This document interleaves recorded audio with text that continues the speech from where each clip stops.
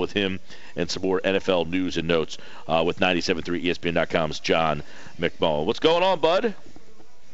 Hey, Mike, big battle by the Bay Area game this weekend, too. Yep, we'll be there both Saturday and Sunday, doing some live play-by-play for that. Always looking forward to it. And then next weekend, it's the Shootdown Cancer Classic, by the way. We'll have plenty of games from St. Augustine, so a lot of high school basketball that time of the year. But this time of the year, it seems like it's supposed to be a slow time for the Eagles. But every time you turn, John, something new pops up. This time it's Demarco Murray. The Eagles and Murray maybe not seeing eye to eye. I don't know if that's a big surprise, but I guess the coaching change, people thought, well, this could be good for Murray. Not really the case.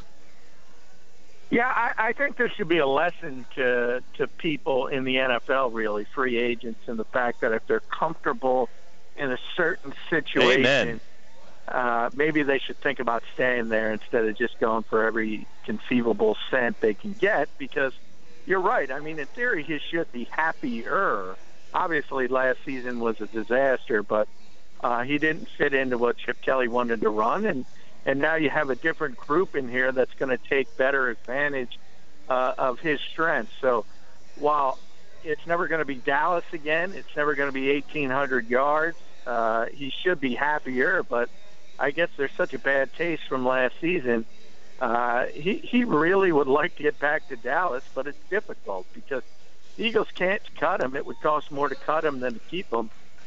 So I think both sides are going to have to coexist and move forward for at least one more year, and we'll see how it shakes out, because I do think he'll be better than he was last season. I don't expect him to be an all-pro player ever again, but and that has more to do with the touches of his last season in Dallas. We know the history of NFL running backs. When they touch the football that much, they're going to go downhill from there, and I think that's partially what you're seeing with Demarco Murray. Yeah, $13 million cap hit. If they cut him, they owe him $7 million this year. Ann Rappaport of the NFL Network basically, quote, DeMarco Murray and the Eagles are not in a good place. He hasn't asked to be traded. He hasn't asked. The Eagles haven't indicated that they want to cut him, John. Most likely scenario is he's here, right? I mean, no one's going to want that deal, and they're not going to cut him, right? No, I mean, there's no reason to cut him, as you pointed out. I mean, it's basically hurting your. I got a reason he can't. I got a reason he can't play.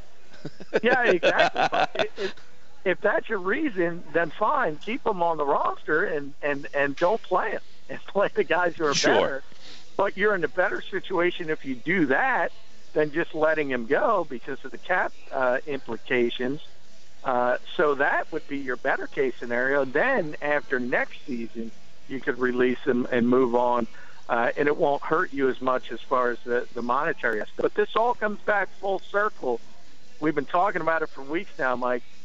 Chip Kelly, in 1 year in charge of the organization, did some bad things with the salary cap. Well, John, now you're dealing with it. And you know, you're right about that. And I thought Howie Roseman kind of took a little shot at Kelly. You know, he indicated that we're in salary cap problems. Like, I don't know what you're talking about. You know, I think he took a little shot at Kelly there. But, you know, this Murray thing is, this contract's tough. They can't really get out of it. And you know, he's not a great fit. We were talking about this earlier in the last hour, John.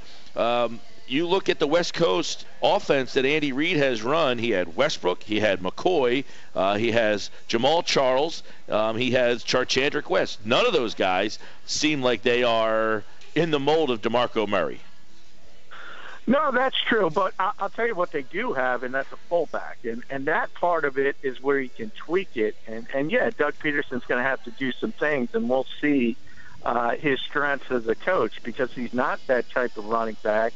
And he's more of a downhill runner. But I think you're going to see this team get a fullback and have a more traditional running formation, certainly far more than they did under Chip Kelly. And that part of it bodes well for DeMarco Murray. But let's face it, this guy, in his mind, he's thinking back to Dallas in 1,845 yards and running behind Zach Martin and Travis Frederick and Teron Smith, and then building that whole offense around him. That's just not going to happen here. So that harkens back to what we said at the beginning of the conversation. If you're a free agent in this league and maybe you're comfortable in the situation and they offer you $1 million less than, say, somewhere else, well, you should stay in the comfortable situation, because this is not a plug-and-play league. It's never going to be a plug-and-play league, and there's going to be hiccups when you go from system to system. However, while I say that, I think this system under Doug Pederson is better for Demarco Murray than the Chip Kelly system. Now, whether he's completely happy with it, that's another part of the equation. We'll see how that shakes out. John McMullen, 97.3 ESPN.com. I want to throw a couple teams at you and gauge your interest if they would be interested in Murray, if Murray would be. Let me ask about, first off, Dallas. Would Murray say, you know what, I was happier there. Yeah, I'll restructure to get me out of here. Can you see that scenario happening? Yeah, I mean, I think that's where he wants to be. I think he's hoping he's building a house there, and he could walk. Yeah, and he could walk right back into Dallas and be the starting running back behind that offensive line. I think he would be thrilled by that. Unfortunately, the Eagles really don't have anything to gain from that. I mean, at this stage, he's not going to have much value. If someone does offer something as far as a trade, it would be a late-round pick, probably a seventh-rounder. I saw someone tweet today, John, that they would take a seventh-rounder for him. Would you agree with that? Yeah, they would do that yesterday, but to take that contract. There's no question about it, and that's the only thing you're going to get offered, and probably the only people going to offer that are going to insist he restructure. So that's the second part of it that becomes more and more difficult. And then the third, when you're talking about Eagles and Cowboys, that's another hurdle you have to overcome. The last thing this organization wants is to give up a guy and let him go back to Dallas and see him have success and come back to haunt you. So I don't think there's any chance of that happening next season. Again, if things go off the rails in 2016 and Murray doesn't have another good year, then I think the Eagles move on. And then there's a possibility he just walks back to Dallas as a street free agent at that point. John, Murray is obviously it's been quiet too. We haven't heard his name all off season. I guess he's just been kind of swept under the rug. No one's really asked about him. We haven't heard if Peterson and him have really talked. And I guess he's been doing the kind of the media tour today. He's out on Radio Row. So I guess he did indicate that he and Peterson had talked. But this is going to be something to keep an eye on to see if Howie Roseman can move him, he would be a hero, right? Oh, yeah, he certainly would. And I can't help getting the feeling that when that contract came across Howie's desk, he was smiling because he knew he was closer to getting his old job back. I mean, that's the kind of thing we're talking about, and the kind of inexperience Chip had in that aspect of the job, not realizing that, hey, you don't give these kind of assets to the running back position, not only Demarco Murray, but also Ryan Masters. You think about them combined, and what this organization spent on a position where so many teams get production out of nothing, basically, from a salary standpoint. So that was one of those where we kind of thought Howie saw Chip hanging himself in an open door. And we've seen it again and again. And the two main positions you're dealing with it is obviously running back, and then even in a more high-profile situation, the quarterback position, because that's also a bad salary cap implication that Chip Kelly put the Eagles organization into. I don't know if you heard Doug Pederson conversation with Derek Gunn the other night, but he made a slight indication that he would be interested in a young quarterback. Was that enough for you to kind of read between the tea leaves there?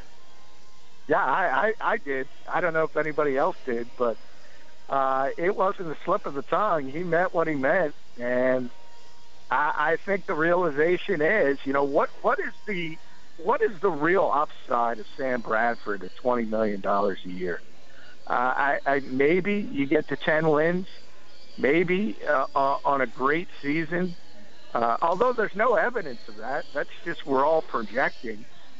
He's never had a winning season in his NFL career. I don't see this guy all of a sudden the light coming off and we're going to have a Carolina Panthers situation where you're 15-1. I don't think anybody believes that. So I think the Eagles and the brain trust that is there, which is Roseman, Peterson, Donahoe, is looking at it saying, this is our chance to get the long-term answer. And if they have an opportunity to do that at number 13 overall, I think that's the plan moving forward. John, and Peterson said that they could possibly add a young quarterback. We've discussed that a lot throughout the day. Let me ask you this. Last year, they traded McCoy, they traded Foles, and they were trying to move on. They didn't fit. With the new coaching staff now in place, are there candidates on this roster that you think could be trade candidates? Guys maybe like a Barwin, maybe a Kiko Alonso. Are there guys that you would look up and down this roster and say, you know what, with Jim Schwartz and Doug Pederson here, look for these guys to possibly be trade bait at the draft? Yeah, I mean, first and foremost, it would be Connor Barwin, because he's now Vinny Curry. He's the guy who doesn't fit. He's the square peg. He's a very good 3-4 player, and he doesn't project into a 4-3. He can't play weak side defensive end, and even if he could, even if you wanted to give him that opportunity, well, you have Brandon Graham and Vinny Curry, so he's not a fit on this team. And I don't think he's a fit at strong side linebacker, especially when you have Michael Kendricks and Kiko Alonso, who you have to get on the football field. So that's the one guy who you would say, the Eagles would be best spinning him off because he still has some value. Kiko, if you were thinking that way about him, two things. First, Jim Schwartz really likes him. He was very excited about moving him to weak side linebacker when he was in Buffalo before he got his ACL injury. So you have that part of it. And then secondly, obviously there's not much value to him because he didn't look healthy last year and he didn't play well at all. So I don't think there's much value there. And then you start looking at guys who might be moving on for salary cap reasons, and I think it starts with people like Riley Cooper and Mark Sanchez, and that while people see all these big money extensions for Howie Roseman, they're not going to see the dropping of the shoe on the other end yet, where certain guys, certain veteran players are going to be cut to get a little more cap space when you need it. John, I had a lot of NFL stuff. We'll have to save it for tomorrow. We'll dive into the Super Bowl a lot tomorrow. I'm also interested in some of the more NFL news and notes that have come out throughout the day. Man, it's been a busy offseason. We're not even at the real offseason yet. We're not even at the Super Bowl yet. But, boy, a lot of things. Even gotten to the offseason. Right, a lot of things are happening before there. But plenty more on the NFL and the Super Bowl tomorrow with John. For more from John, go to 973ESPN.com and, of course, at JF McMullen. Follow him on Twitter for all of his Eagles and national takes as well. Thanks, John. Thanks, Mike. Good stuff.